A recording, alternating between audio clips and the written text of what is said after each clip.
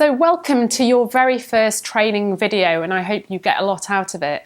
Now, the first thing that I typically speak to small business owners about when they come to me and say, what should I be thinking about in my business, is having written terms of business, because these are the most important document that you're going to have in your business.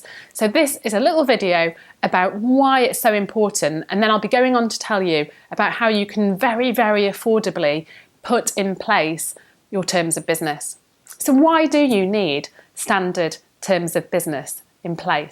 Well, your standard terms and conditions, or standard terms of business, are the legal basis on which you're willing to do business with your customers. So it's one of the most important business documents that you should have, and it really should be the first legal document that you think about putting in place when you're starting up a business. Now, many people don't have standard terms full stop, and in my view that's just a little bit lazy, because you're not even attempting to try to protect your business. Now, a lot of other people try to cobble together their terms of business by copying from a number of different websites, but you could come a bit of a cropper with that for a number of reasons, not least because the lawyer who drafted them could actually sue you for breach of copyright. And so what every business should do, regardless of size, is invest in getting an experienced lawyer and one who actually specialises in drafting terms of business, not the lawyer who, say, advised on your divorce or selling your property, to draft you terms of business that are specific to your business and fully protect the business that at the end of the day you're working so hard to grow. You can then use those terms for each future transaction, just changing the different points that are particular to each customer. For example, the price and the specific goods, maybe in a purchase order or a schedule. And the actual investment in paying for those terms of business are minuscule when you work out, how much that's going to cost on a per transaction basis, and compare that to what could go wrong if you don't have them in place. So firstly, they create certainty as to the agreement between you and your customer. Now, in theory, oral contracts are actually just as enforceable, but the main problem with oral contracts is evidence and certainty. You might forget some of the terms that have been agreed with the passage of time, or there might be a dispute as to what was actually agreed. Now, similarly, with emails back and forth, it can be very difficult to work out what was actually agreed. It's so much easier to have terms that clearly set out the position on all important matters. Now, it's also going to cost you a lot more in legal fees if you do have any dispute, if a lawyer has to spend time reading through chains of emails to work out what the contractual position actually is, rather than just having a document that's drafted in plain English setting out the full position. Now, written terms help to minimise legal disputes and the chances of you being taken to court, because, it's minimised because a customer's lawyer will advise the customer, your customer, that your terms are so clear on the matter that they would have little chance of winning the matter if they were to go to court. So accordingly, if it's all clearly set out in your contract, you're much less likely to be going to court. Similarly, it's going to be really clear where the customers breached the contract, and it's going to give you much more rights to enforce a contract should you wish to take customer to court, for example, for non-payment.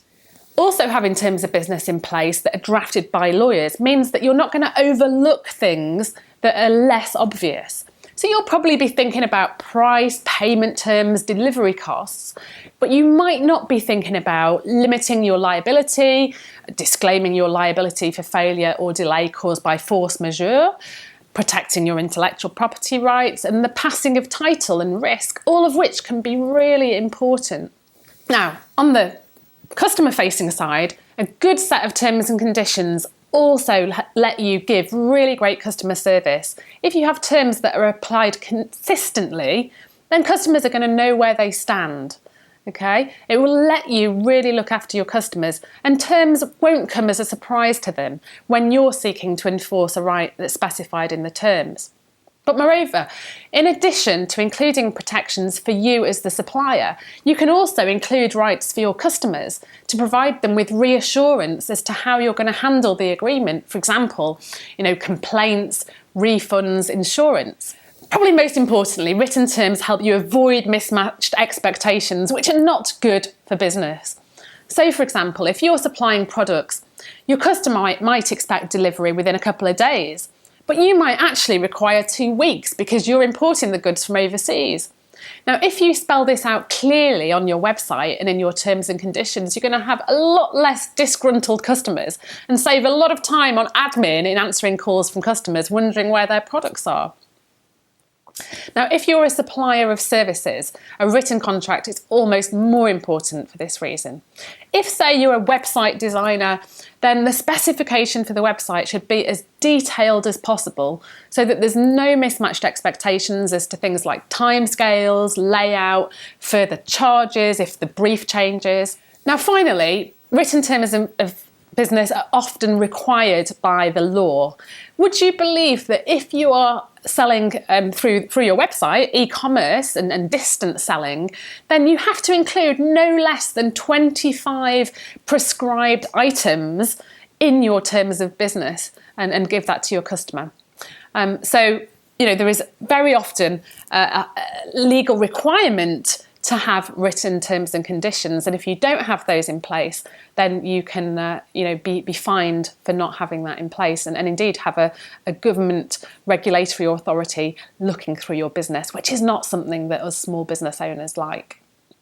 So if you don't already have terms of business in place, then how can you do that affordably? Because after all, those solicitors cost an absolute fortune for you to put these kind of things in place. Well, I'm here to tell you that that is not the case, certainly not with me. Now, I have a couple of options for you.